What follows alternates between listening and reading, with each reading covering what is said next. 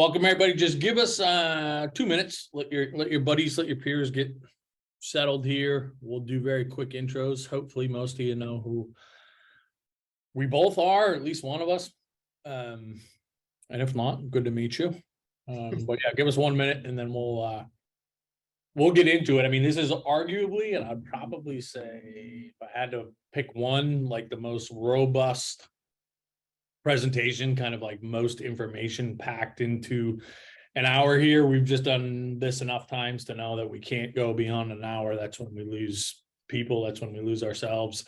So, you know, it's a lot of information to cover in a relatively short period, but keep a couple things in mind, right?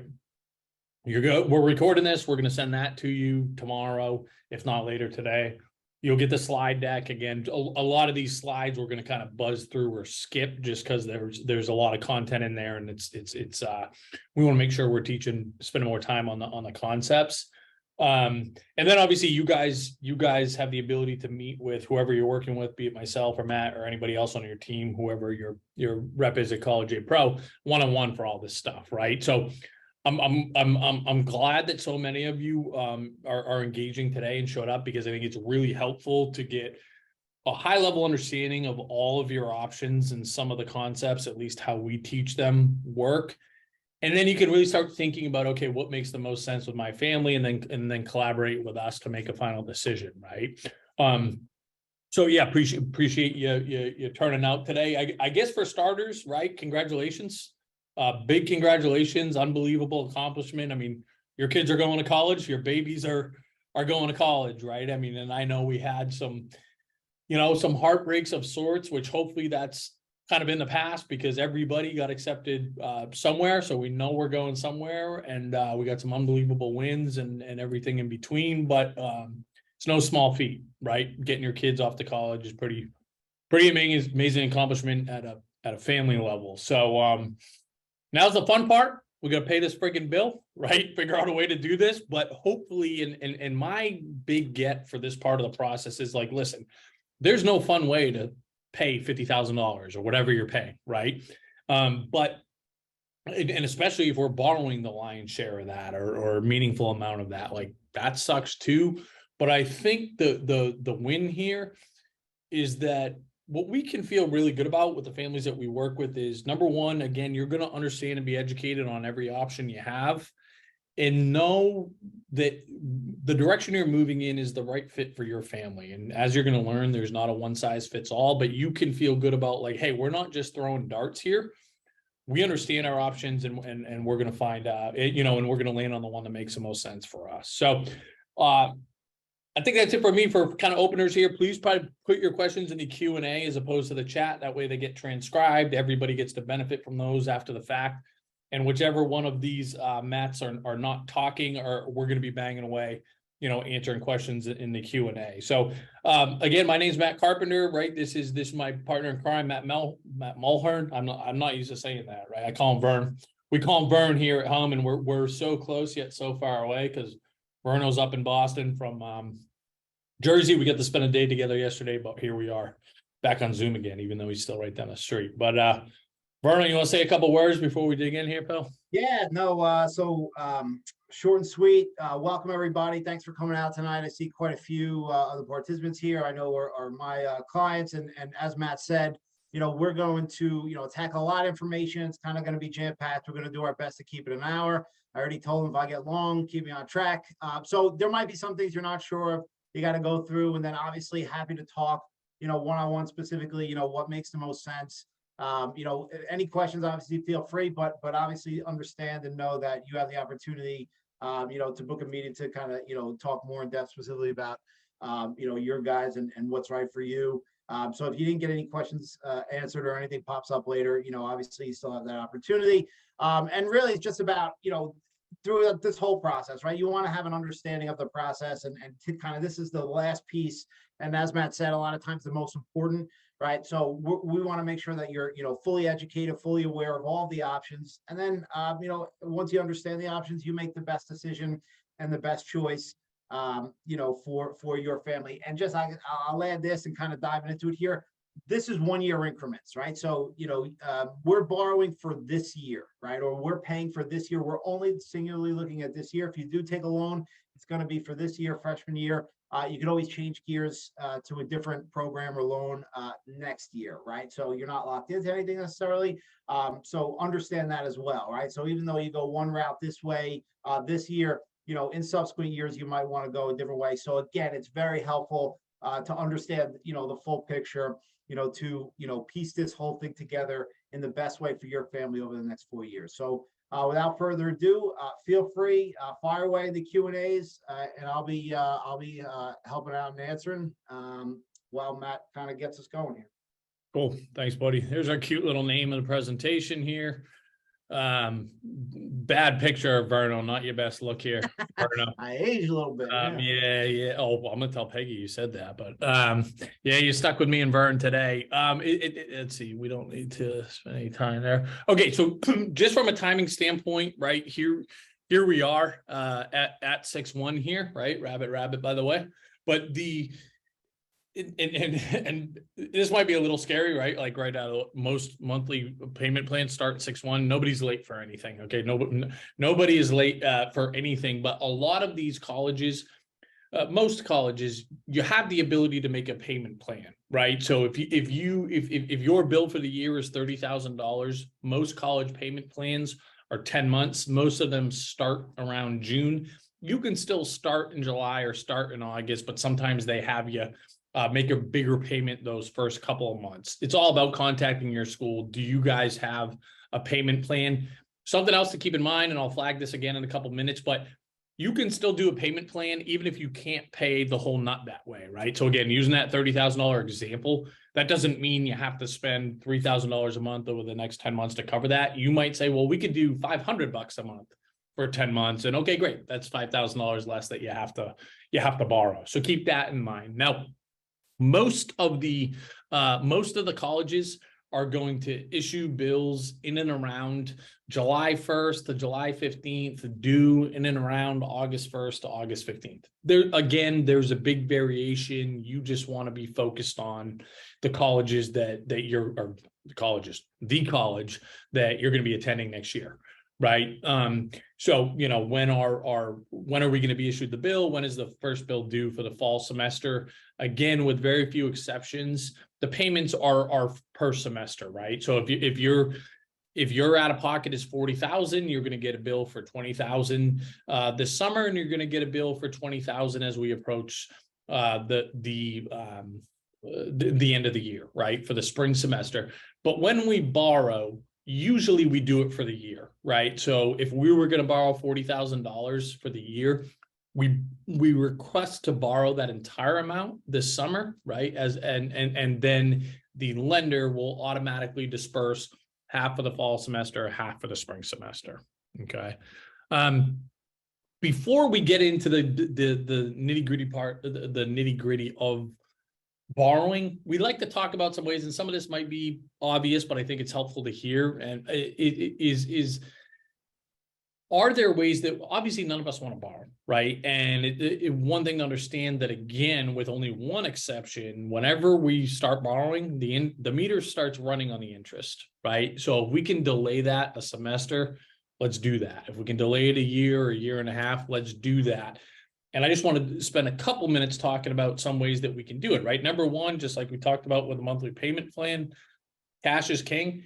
And to me, a metric that is just resonates with me is that if we can put an additional $100 a month towards college, that translates to, over the course of the 4 years, roughly $5,000 less that somebody's going to have to borrow, right? So this is an excellent time, right? This is, in my opinion, one of the biggest financial benchmarks of your life, or most of our lives, right? It's like, we maybe our first huge one is if we're fortunate enough, we invest in a home, right? We buy a home, right? And then we have our kids, for those of us that have kids, right? And then probably the next huge one is sending our kids to college, right? And it's a freaking big one now, as you guys are all too aware. And then maybe retiring, right? It's on a very short list. So we kind of look at this like, yes, is this a scary, intimidating thing? 100%, of course. But let's try to use it as an opportunity as well to be like, now is as good a time as ever to do kind of some personal inventory, to be like, are we as efficient in our house as we possibly could be, right? And I could use some of my own advice here. I'm hoping this is the year that I actually do it, but it's like, what gym membership are we not using, right? That we're paying for? Are we overpaying for cables? Now do we cut the cord? All of these things. But usually if we're really intentional and we sit down and we stare at this stuff in our own home, we can usually come up with a couple places to trim some fat, right? And again, if we go back to, well, even if I find $100 more in cash flow, that's $5,000 less that my kid or I have to borrow for college. So to me, that's a great motivator, right? So it's kind of like it's a mentality here, right? Here's some of the specifics, or at least the general specifics for these monthly payment plans. Again, not every college has them, although most of them do. So you got to contact your college. Is there a payment plan? It's usually managed by a third party. It's usually a 10-month repayment plan. There's no interest, but there's some type of enrollment fee, right? Generally, there you see the range here, $60 to $75 thereabouts. And to me, the big takeaway is you don't have to be able to come up. You don't have to come up with the whole amount in order to participate in that payment plan. Okay, so let's spend a couple minutes talking about, okay, we obviously cash flow is something that we by design place some emphasis on, but how about some other resources, right? Some of us have been fortunate enough and worked hard enough and all this to save some money for college. So when should we be using what? Okay. Now, again, whenever we're speaking to a group of people, it's next to impossible to make firm blanket recommendations outside of maybe one or two that we'll make today. So you can't take any of this as gospel, but these are usually these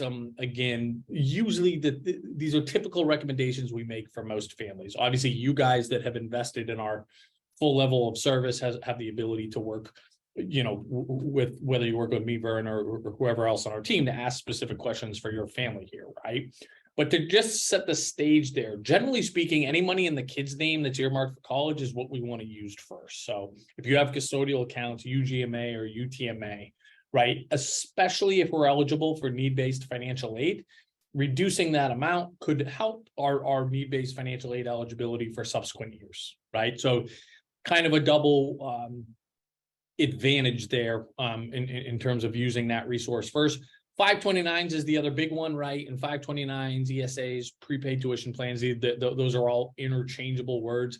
Basically, specific investment vehicles that are designed to be used for college. And in most cases, you're penalized if you use them anywhere else, right? So they kind of, again, have to be used for college. So that's the next place that we are going to draw from.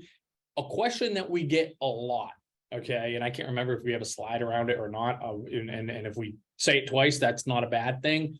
But a question that we get a lot, and I think, and this might resonate with some of you all, is like, hey, we've got 50 grand in a 529 plan, but we're going to have to come up with and the, bill is 30 grand, right? How should we handle that? Do we spread that 50 grand out over the course of 4 years? Do we use it all up front?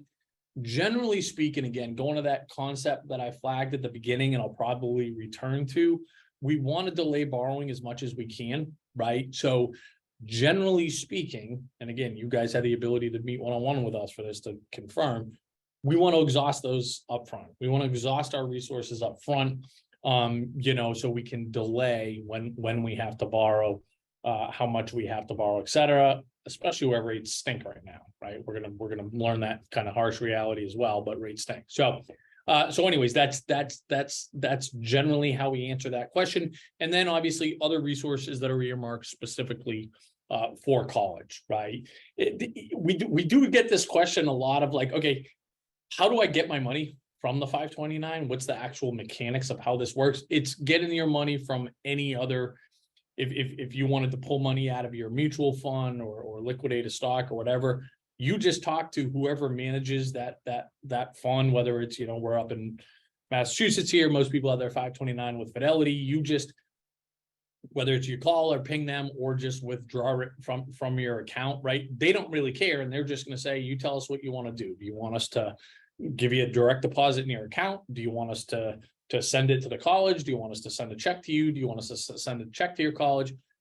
For they don't care, right? And it's your money. So again, it's not, there's no kind of magic to that process outside of withdrawing from any fund that you would at your financial institution. Okay. So again, it's as simple as it, if that's not something you do with too much frequency, call, right? And they'll hold your hand through that. And obviously that's something that they're pretty busy with over these next couple of months here. Grandparent 529. So if you have a grandparent or an aunt or a neighbor, if you know, you got a generous person like this in your life that has a 529 account for the kid.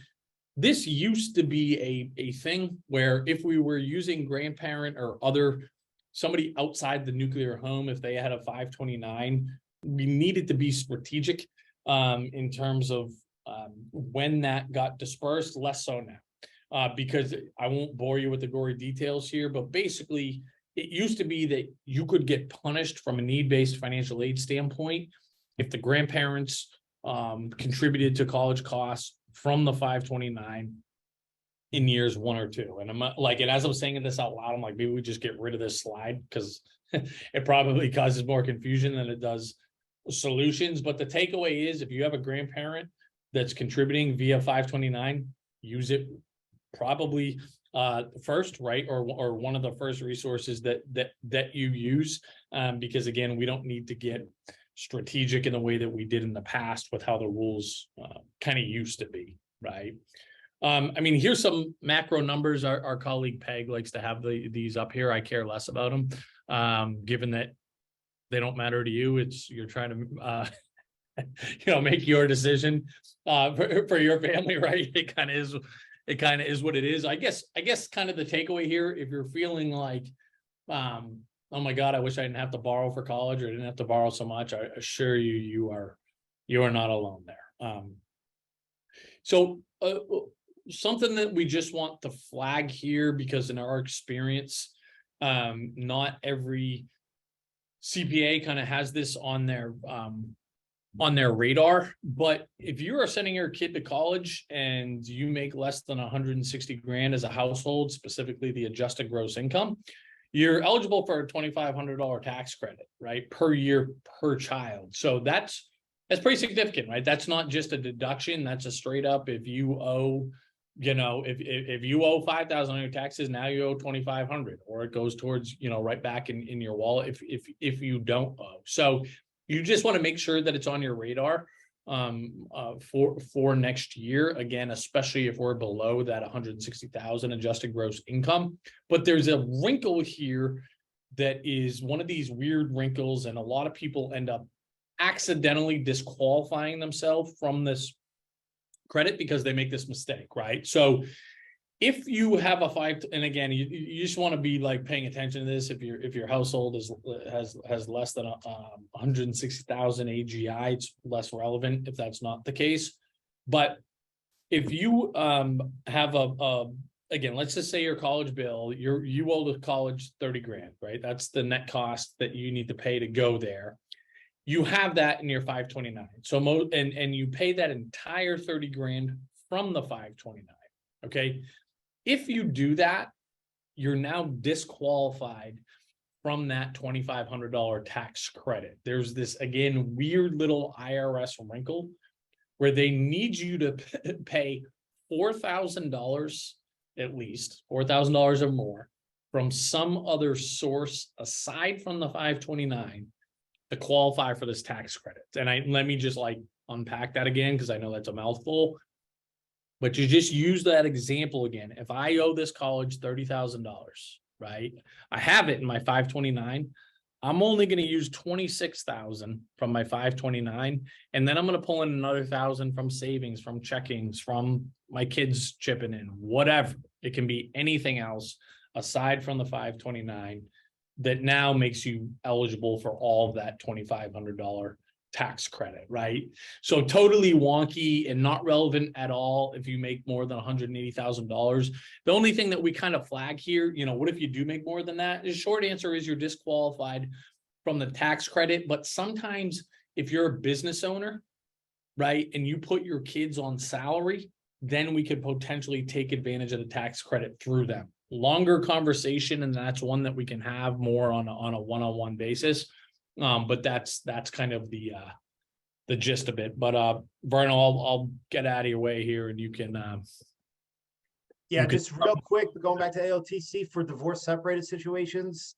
So and you can do this in 2023. So if you didn't do it in 22, it's fine. But if one parent makes the 160 or less, they have to claim the student on their tax return, right? And then they can get the ALTC. But that's, for financial aid, as we know, who claims the child for the custodialship doesn't necessarily matter, but for the AOTC, it does, right? Yep. And so again, if you didn't do it in 22, that's fine, right? You could claim the AOTC for 4 years. So you can do it in 23, 24, 25, and 26, right? So you didn't lose anything if that's not your setup currently. Or you could, if you have it in 22, you could also, or I'm sorry, 23, I missed a year. Because you're going to pay tuition in both 23 and 24, so you could claim it for either year, but you can do it 4 times total.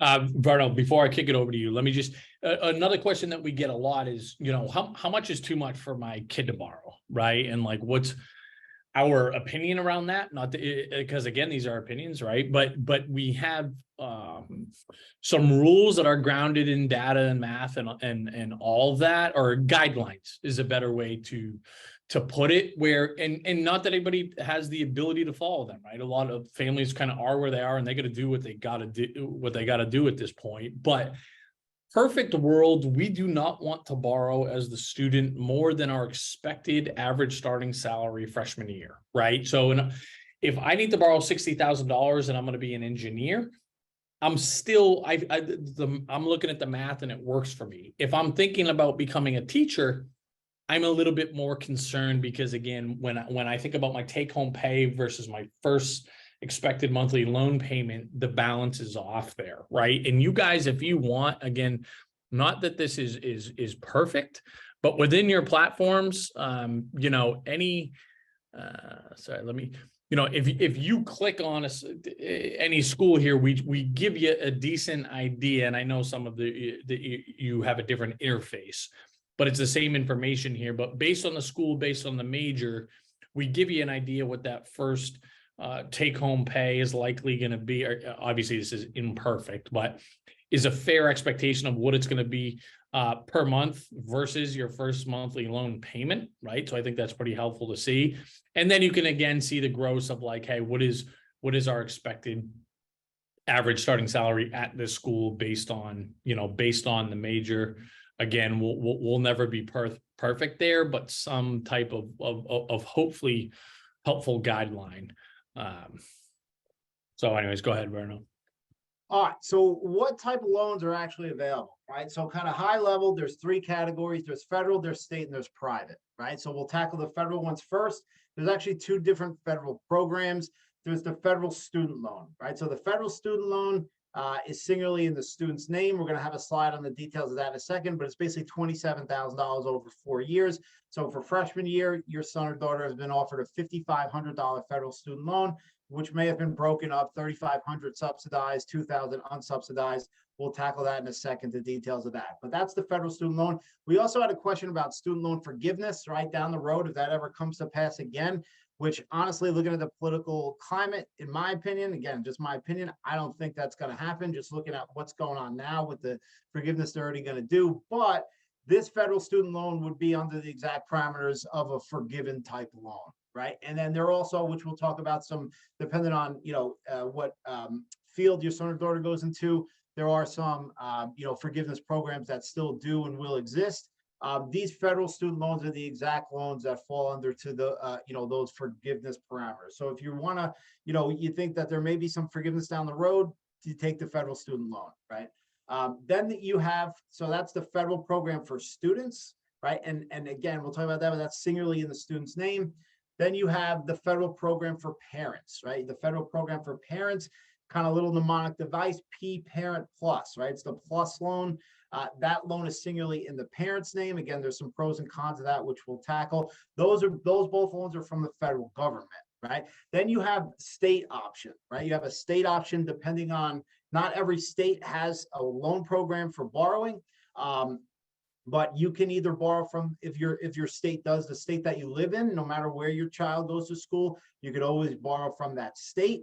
Also, if your child attends a state, right, they're going to, Boston College or up here in Massachusetts, you could borrow from that state, right, MIFA, or, they're going to Princeton in New Jersey, you could borrow from HESA, the NJ class, right? So you can borrow your state of residence, you could borrow the state that the child attends in. Also, and we'll highlight this in a second, you can borrow from the state of Rhode Island, regardless of where you live or where they're going, right? Rhode Island is the one state where they'll let you borrow, regardless, anyone can borrow, right? Anyone can access their state program. And then you have private student loans. This Sallie Mae, by the way, Sallie Mae used to be, 10, 15, 20 years ago, whatever it was, they used to be affiliated with the federal government. And so, when parents went to college, Sallie Mae was a federal program. It is not, right? Sallie Mae is a private business.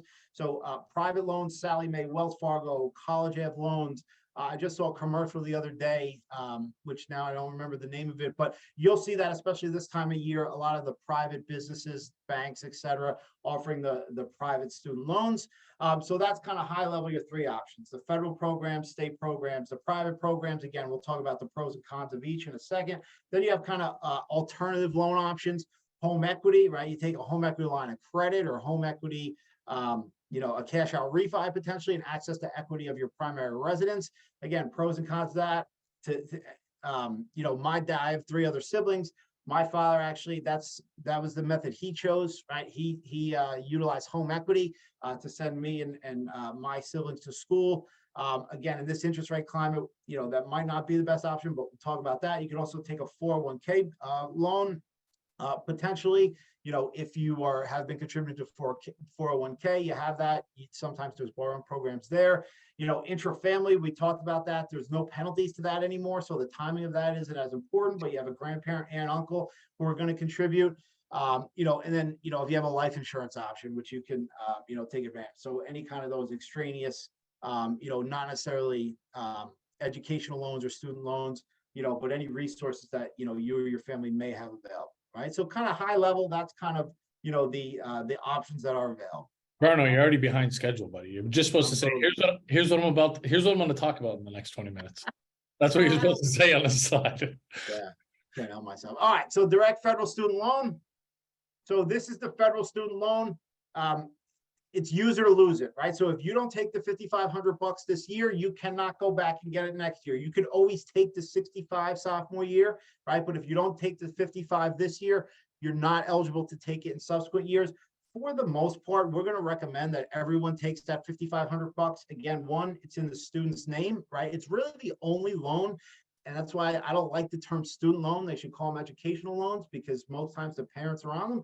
But the federal loan is the one loan where the student is singularly on that loan, right? And depending on the financial aid award at your school, you may have seen this, $3,500 of the $5,500 is subsidized, right? Subsidized simply means interest-free, right? It's interest-free, while that $3,500 is not accruing interest until 6 months after the student graduates, right? So subsidized interest-free. The other $2,000 is unsubsidized, meaning that the interest does accrue on that loan, right?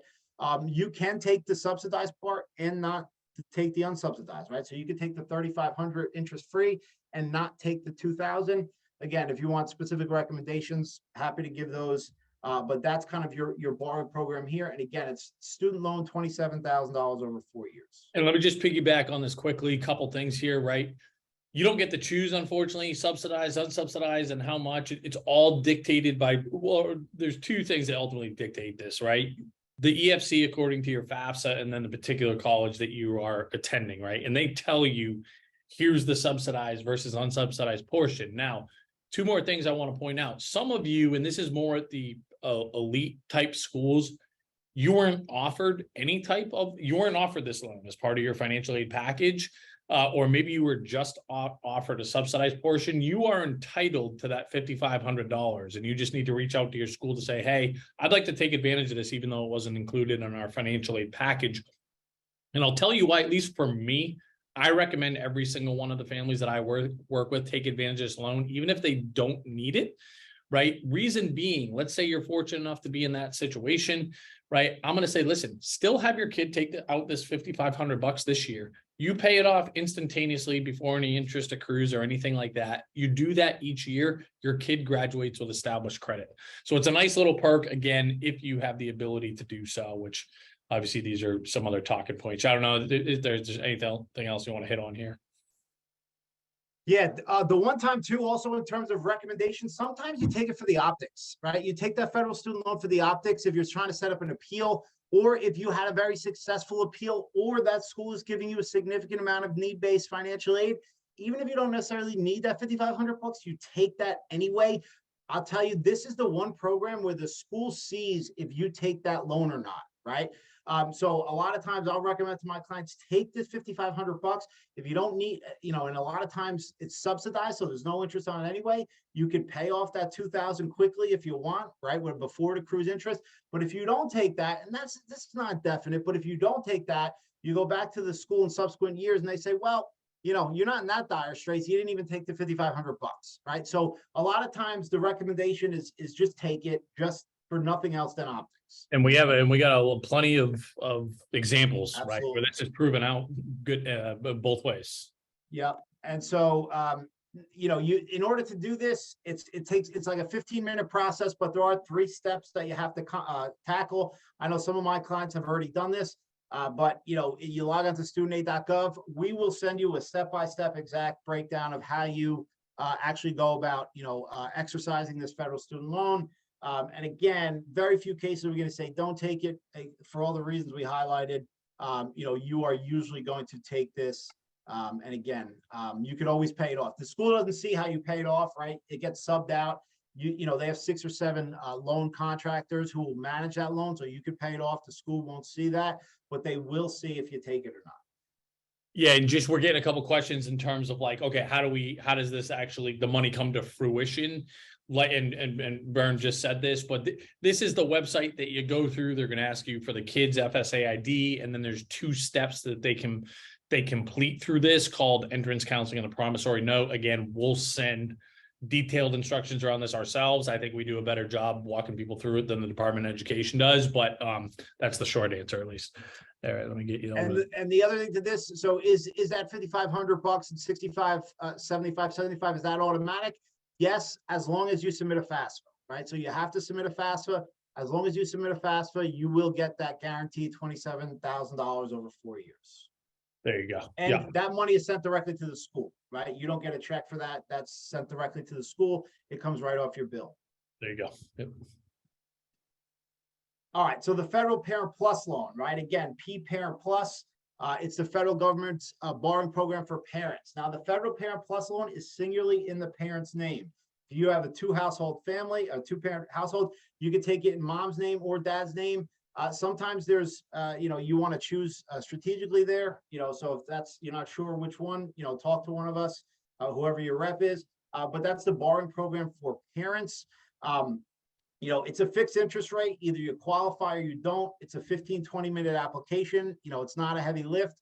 And it's the easiest loan to qualify for, right? So if you have any kind of adverse credit history, your credit score is not that strong as a parent, this is probably going to be the first loan you look to, because it's going to be the easiest one to qualify for. And again, this loan is singularly in the parent's name. We'll go through the numbers on that.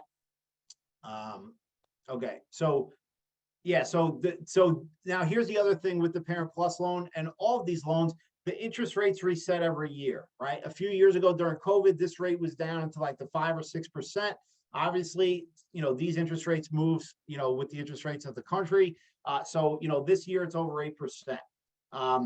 So it's on the higher end, but again, it's 8% for this school year, 23-24. This time next year, it'll reset for sophomore year. So if you take the Plus loan 4 times, you're actually going to have 4 different interest rates. There is a origination fee, which is one of the negatives of the Plus loan. So be aware of that. And again, that loan stays in the parent's name for the duration of the loan. Little caveat to that. While you can never get the plus loan out of the parent's name, what I kind of advise my clients to do, if eventually you want to have an opportunity to potentially get this loan out of the parent's name, make sure, and this is good general, financial advice anyway, monitor your kids' credit, right? Set them up on a Credit Karma or whatever. If you get them a secure credit card, start building their credit, because here's what you could do, right? You have the plus loan. Once your son or daughter graduates, now they have a job, they're starting to make income. Make sure they have a really strong credit profile. And 4, 5, 6 years down the line, you can basically refi this loan, right? And you can basically go to a private student loan organization. They'll pay, it's like refining your house, right? They'll pay off the Parent Plus loan, and you can get a private loan, which now the Parent Plus loan has gone out of your name as the parent, and the loan is in the student's name singularly. And the reason a lot of the times that makes sense is, one, to get it out of your name. Two, a lot of the times the interest rate is going to be more competitive. Why? Because there's less risk, right? The student has already graduated, they're already making interest, they're already making income, and ideally they have a strong credit profile, which they're building through their college years, right? So while the plus loan the parent can never come off it, down the road, there is an opportunity to potentially refi out of that, which you could start setting up for now. Oh. So here's kind of the some of the more details of the plus loan. Now, the plus loan, the biggest pro is that, one, it's the easiest to qualify for. Two, it's the most flexible, right? In terms of payment plans, theoretically, and I'm not advising this, but just so you understand, theoretically, you can borrow the plus loan for 4 years and never make a single payment on it, right? You can defer that till 6 months after graduation if you wanted, or really if you need it, right? However, obviously the interest will be accruing. So understand that. Now, there are some different repayment plans. However, this student loan forgiveness shakes out, I know they were trying to adjust the income-based payments, et cetera. So we don't necessarily know the details of those. It should be more clear in the next few months, in terms of the repayment plans, but they definitely offer the most flexible repayment. Also, there are some specific loan forgiveness. There's the public servant loan forgiveness program, where if you're, a cop or fireman, you spend 10 years, they'll forgive,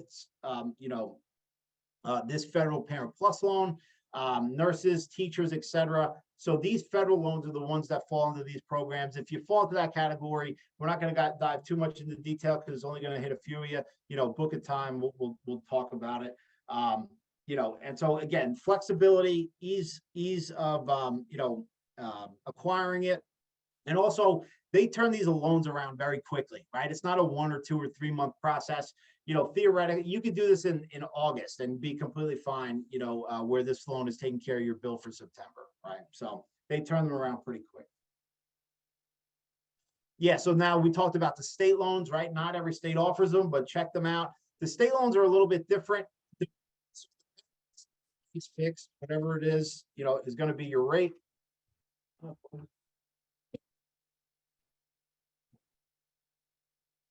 Is going to be your rate. Okay, so the state loan is going to be your rate. There are some different repayment programs for state loans that offer more competitive interest rates, right? So you definitely want to kick the tires and at least explore them. Again, specifically, states concentrated in the Northeast offer these. If one of the states that you either live in or attending do not offer a state borrowing program, you can look to Rhode Island for that as well, right? So again, it's just another program that might offer a more competitive rate. One of the highlights, or one of the features of the state loan program as compared to the Parent Plus, and this matters to some families, maybe not to others, but the student is actually on the state loan, right? They are a co-signer on the loan. They are obligated on that loan. Whereas the federal Parent Plus, you may say the student has to pay it back, but they're not formally or legally bound to pay that. Where the state loan, the student is actually on that, right? So again, that might matter to you, might not, but that's one of the main features, in difference between federal and state programs. And again, the state programs very often too, they don't come with as much flexibility as the federal Parent Plus loan, but there is a lot more flexibility than a private loan that we're going to talk about, right? So kind of went through this. Again, just highlighting the student is a co-signer on that loan. So that's a lot of times or sometimes matters to families. And we'll send you the collateral with all the links so you can go through the different programs. Again, depending, you could do, defer it, you could do principal and interest, right? So there's different options with the state programs in terms of borrowing. Yeah, and the only thing I'll add here for the states, right, again, Vern said it, but Rhode Island is the only one that you can use no matter what. Otherwise, you got to live there or have your kid go to school there. And then I think, and again, so we'll send some state by state specifics, but the other thing to keep in mind is that if you go with an aggressive repayment plan, the rate's going to be better than the federal government, right? So we can beat the plus loan rate if we want to start making immediate repayments on the principal and interest. But again, usually if we want to have more flexibility, so we want to defer, so we don't have to make any payments until 6 months after graduation, we can do that, but we're going to pay a premium, right? Whereas the plus loan, it stays fixed regardless of when you start paying it back. With the state loans, the needle will move on the interest and repayment terms depending on your repayment option. So again, just something that you'll look at, but keep in mind. And it's kind of like for all these things, there's if you're going to get something, you're going to give up something, right? So if you're going to get a lower rate, you're going to have flexible repayment terms. You want more flexible repayment terms, no problem. You're going to pay a higher rate for that, right? And we'll kind of talk about how you can sort through what's most important for you all, but that concept is just kind of keep that in mind. Yeah, no, it's a great point, right? The give and get. And so that brings us to kind of private student loans, right? So private student loans are kind of your third options. Again, you see here the college have loans, the Sallie Mae's, the Wells Fargo's, the SoFi's. You're giving up flexibility for private student loans. However, I recommend that all of you, if you have a strong credit profile as a parent, you should absolutely at least kick the tires on a private student loan, especially with the interest rates being what they are. So you can, a lot of the times, and we'll send you a link with kind of the best options for the school that your son or daughter is going to. You have a more competitive interest rate sometimes with the private student loans, right? And so that's your get. What do you give up with private student loans? It's the flexibility, right? The deferments, the payback flexibilities. So you're giving those up a lot of the times with private student loans. However, the student is primarily responsible for this loan, although the parent is, or really anyone is going to have to get a cosigner. One of the misnomers about educational loans as a whole, there's very few aside from the federal student loan that the student is singularly going to be able to take in their name, right? Almost always it's either going to be in the parent's name or there's going to be a parent or someone else with a credit profile attached. Why? Because who's letting a 17, 18, 19-year-old kid with no income, no assets, and no credit history borrow this kind of money, right? They're not. So someone, is going to have to be responsible for it. So be aware there. So almost always, even with the private student loans, someone's going to have to co-sign on it. And again, the approval denial process, guys, this is not like getting a mortgage for any of these loans. Most times they'll tell you instantly. If not, within 72 hours, you'll have a decision, an idea of where you are there. And again, the highlight of the private student loans, whereas we can pinpoint the interest rates for the federal and the parent, the interest rate is going to be determined by your credit profile, right? So everyone's going to have a different interest rate depending on what their credit profile looks with any private student loan. But like I said, if you do have a strong credit profile, I definitely recommend, and we'll send you links for an easy way to kind of compare and explore your options. But if you do have a strong credit profile, definitely at least see what they're offering, right? And again, here's the other thing. We're doing this in a 1-year increment, right? So maybe, a private student loan is right for this year, and then next year you go to the Parent Plus or vice versa. But again, it's about understanding all your options, what the offerings are. And I just want to stress again, you have plenty of time to do this, right? You have at least 2 months, to go through this. Not that you want to go up against a deadline, but you have plenty of time to explore all your options and seeing what makes the best sense for you. Yeah, so we kind of cover these. Yeah, so, and look, here's what I'll say kind of with this, the devil's in the details, right? Specifically with the private student loan. So understand what you're taking on, is there a cosigner release if you make X amount of payments? Some private student loans do that. Obviously make sure whether it's fixed or an adjustable rate, So understand, what it is you're signing. Some lenders do offer origination fees, but most of the private loans are not going to, as kind of a contrast to the Parent Plus loan, right? That's one of the, their selling points is we don't have that big origination fee that the Parent Plus loan does. So a lot of times you won't have an origination fee on the private student loan, but again, that's not going to be right for everybody. It depends on, your credit profile and, the devil's in the details, right? With all this stuff. Yeah. So a couple good questions here too. Good points, Verno. By the way, Munley pointed out, hi, John. Our colleague John here, he can't get enough of us apparently, but he pointed out MIFA is also universally available to everybody this year. So Massachusetts, Okay. Whether you live here or not, or you got a kid going to college here or not, right? You could be a California resident going to UCLA.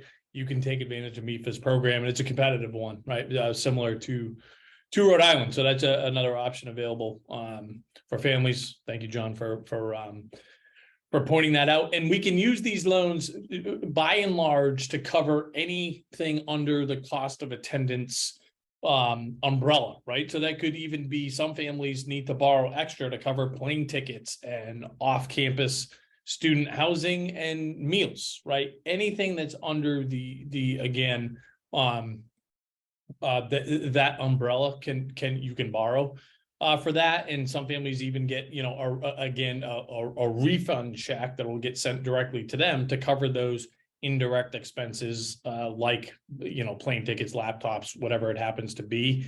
And then there's and it could be health insurance as well, which was mentioned here. But this is just a good reminder, probably worthy of a slide, and we'll make sure that we communicate this home to you guys, especially as bills are coming out. Most colleges will sneak health insurance into the bill. They'll kind of bury in there. It's usually between $2,000 and $4,000, just kind of one of the line items. And just about all of these kids are automatically going to be covered through their parent or parents' health insurance through college and beyond. Now they can stay on there for a couple of years after college now. So again, for most families that don't catch that hidden in their tuition bill, end up paying for insurance that they don't need, essentially. So I'm not making a firm insurance recommendation there, but please keep your eyes peeled for that. And we'll continue to tap you on the shoulder and remind you of that. Now, for most families where the private student loan makes sense, and again, Bert alluded to this, if you have an excellent credit score and you're going to have a robust application, this probably going to be where you're going to get the lowest interest rate, right? These guys get vilified, the private student lenders, for good reason. They've earned it. But for some people, it is the best solution. And if you want to poke the tires here, or kick the tires, I should say, let me get out of here just real quickly. Within your cap accounts here, if you go to this, the how to borrow section, regardless of what interface that you are, that you're on. Sorry, my computer seems to be freezing up on me here. If you go to the bottom here in our how to borrow, and you go to compare compare private student loan programs, not every lender works with every college. So you can put your college in here, right? So I could say Boston College. Who do these guys work with, right? And whatever your college is, and again, apologies for the slow computer here, it'll tell me, okay, here's what private student lenders, right, work with BC. You can kind of compare side to side what these guys have to say for themselves and actually apply through here if you want. So it's built into your platforms there. Again, for most folks, the private student loans, especially this year, usually only make sense, and we usually only recommend if you have that a robust application. Otherwise, it's probably going to be your highest rate. But anyways, that's a good resource if you want to compare apples to apples there. Okay, so let's spend a couple of minutes talking about some alternative loans here. Starting with if we're a homeowner, if we're philosophically open to accessing home equity, that's an option on the table, right? Now, 2-3 years ago, this is something that we would recommend all the time. Say like, hey, listen, you got money in your walls, borrow against yourself at 3%. It's going to be the best, rate you're going to find available. Take advantage of it, right? Not the case anymore. I would venture a guess that this is something that we're going to recommend not very often at all, if at all, right? If at all, this kind of year with the class 2024, it's different than it's been in a lot of years. And just to again quickly talk about the differences here, right? We could take an equity line of credit versus a cash out refi. If you're not sure the difference, the equity line of credit says, hey, you know what, I want to borrow 100 grand, but I'm just gonna pull from it as I need it, right? So if I need to borrow 100 grand for the next 4 years for college, I can open up an equity line of credit and borrow, take out 25 here, 25 next year, 25 junior year, etc. Right? And I'm only going to start paying interest on the amount that I take out incrementally, right? However, most equity lines of credit or HELOCs are variable. So that's something we have to be aware of, or maybe they're fixed and come with an arm, but we just have to keep an eye on the fact that that could move in one direction for better or for worse. So kind of pros and cons where again, we're just paying interest and using it as we need it. But there's probably that variable element where if we do a cash out refi, we take out that full $100,000, right? Exactly what we're signing up for the entire, 15 or 30 years, whatever term that we choose, with that interest rate, right? And it's fixed. So we have that, I guess, advantage in that sense of knowing that there's no gray area in terms of where the life of this loan is going to head.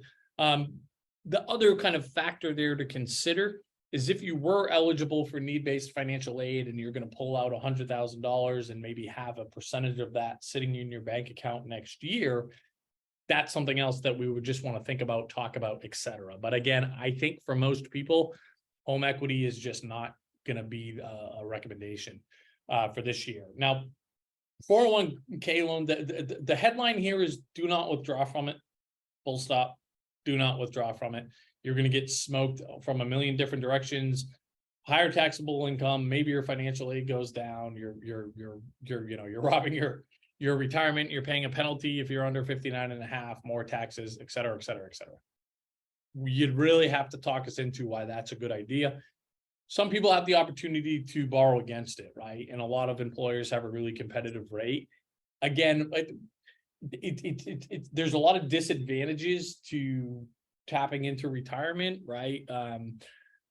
But again, if it's a super competitive rate and you're just philosophically like, I care way more about my kids' education than my retirement, or something along those lines, it's an option that might be worth at a minimum, investigating, right? And then obviously there's some factors here that I won't unpack, and I'm sure it applies to very few people in terms of taking loans from family members, friends, et cetera, and some of the specifics you want to be thinking about there.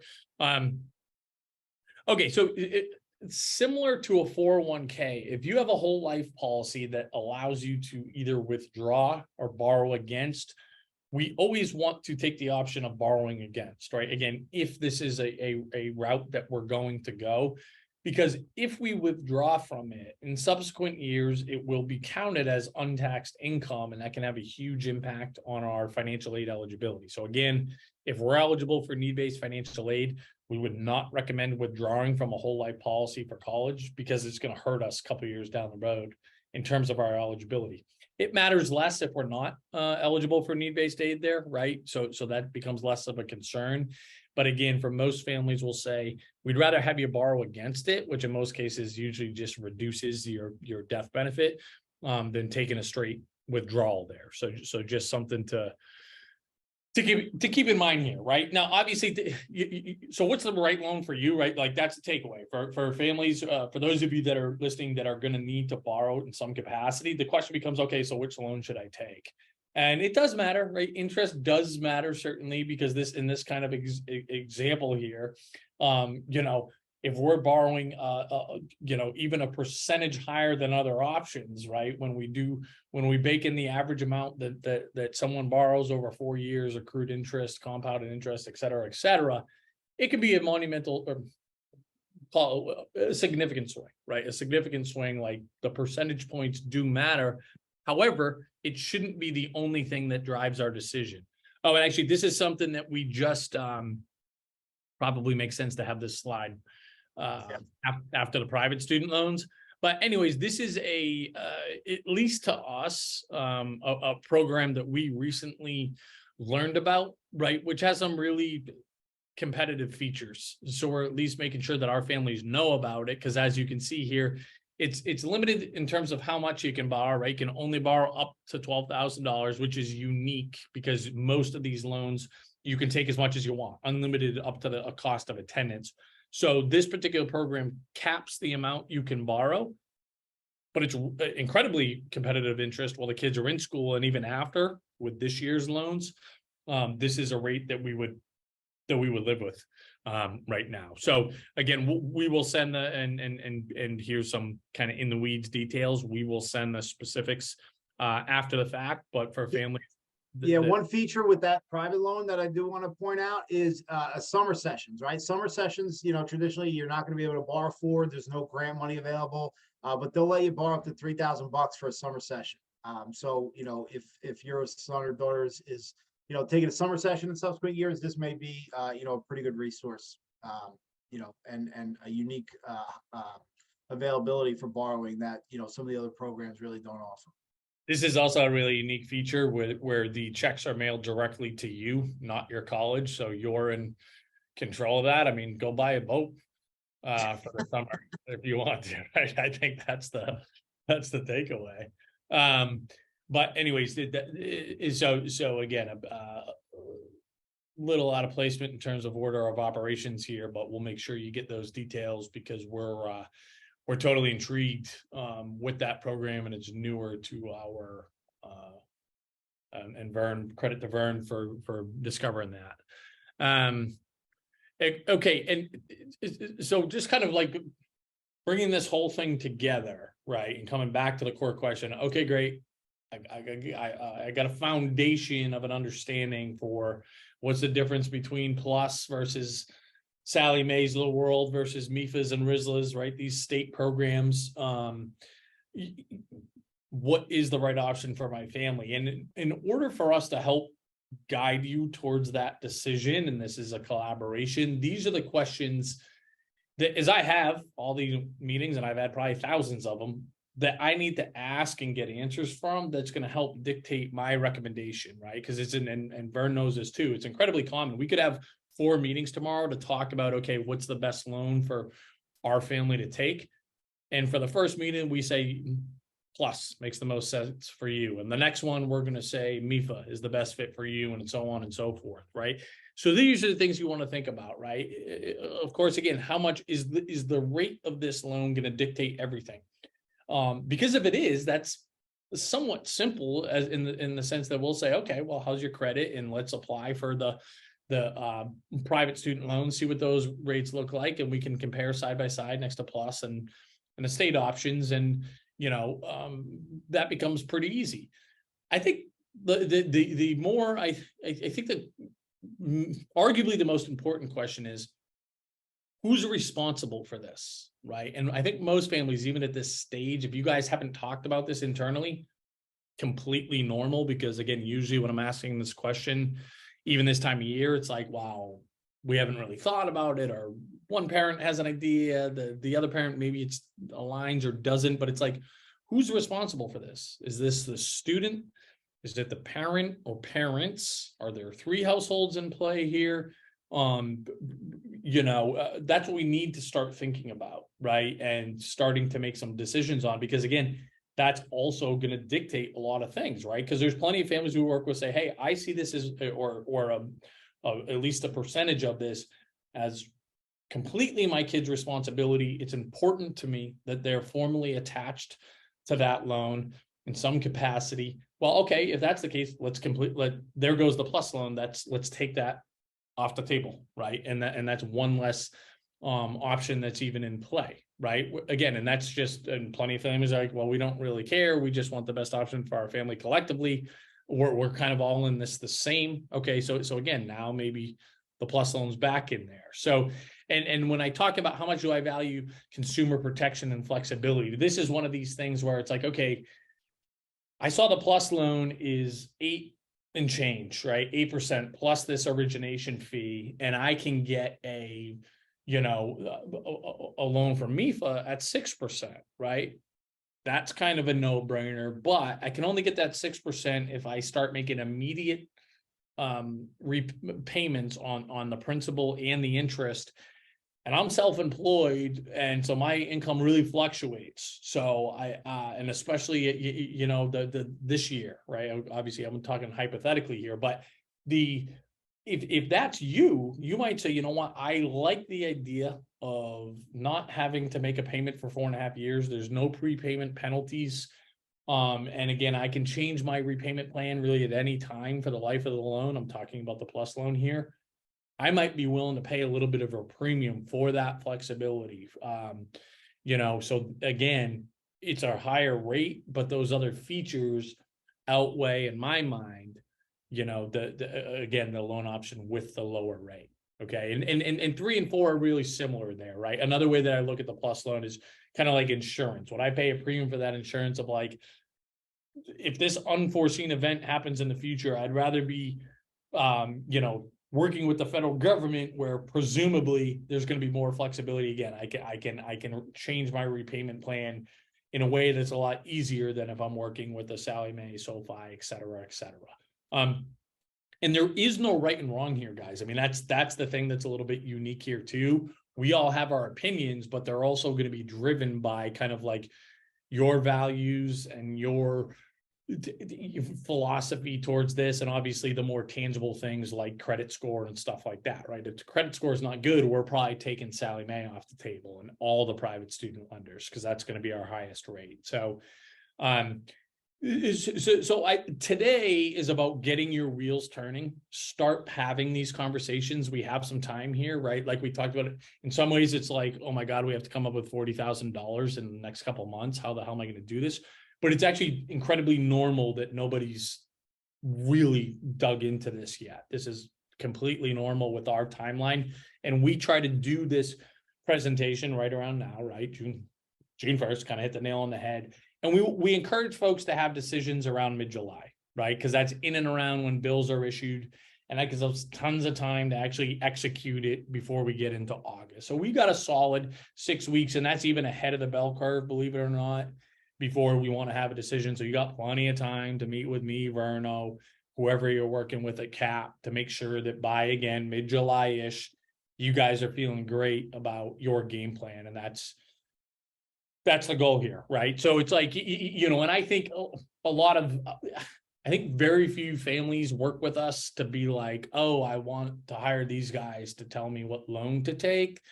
That's why I think very few people hire us for that. But I feel really good about the value we provide at this stage of the game, because I think there's a ton to be said for making this big decision the right one for your family, which, as you've kind of learned here, probably there's a decent amount of variables cooking. So again, you're in great hands here, and we're confident that we're going to get you across the finish line in the right way. Again, we'll get you the follow-ups with the deck, with the recording, with some other resources here. And we'll follow up with the line by lines through the promissory note and the entrance counseling. And obviously, you know where we are, and we'll be meeting one-on-one with whoever wants to, right, at this stage. So any parting thoughts, Verno? Yeah, no, lastly, thanks everyone for coming. You know, you will get the email with the recording. And the last kind of thing I'll add is, you know, it doesn't have to be this or that, right? You could kind of take an all the above approach, right? And just exactly what we wanted to do is help you understand all the options that are available. And you could kind of piecemeal together, right? Say, all right, I'll take the $5,500. Maybe I'll look into that $12,000 private loan, and then the rest I'll take the Parent Plus loan, right? Or, you know, and the rest I can cover with 529 or cash or grandma, grandpa, right? So you can really, you know, mix and match for whatever works best for your family. And really, what we try to help you understand are, you know, the available options, right? And again, now the next couple months is figuring out what's best for you, right? How do we pay this, you know, first year bill in the smartest, most efficient way for your particular family, your particular situation. And as Matt said, you know, we're readily available to, you know, talk to those specifics with you guys. And that's actually a great point. And I would even say it's very common that there's not there's multiple solutions here, right? Federal direct student loan, we can do some via cash flow, and then we got to take out the rest versus the, you know, with this plus loan type of deal. And we got a little bit of grandparent contribution coming in here, right? It's in, you know, we're duct taping this thing together in the way that makes the most sense for us. So, okay, guys, and then saw a comment here. First of all, everybody's welcome. It's our pleasure. We're happy to do it. Got a bunch of nice thank you notes. Appreciate the kind words. And somebody, and this is relatively rare, the insurance is going to be less through the school. Looks like Rutgers specifically, we'll shout them out, than the primary insurance that you're paying at home for now. So that is an exception rather than the rule, from what I typically see. But there you go. That's great. They saved yourself a couple $100 that you can put towards college costs now. So, all right, Breno, nice job, buddy. We'll catch up with you later. All right. Take care, everyone. Bye, everybody.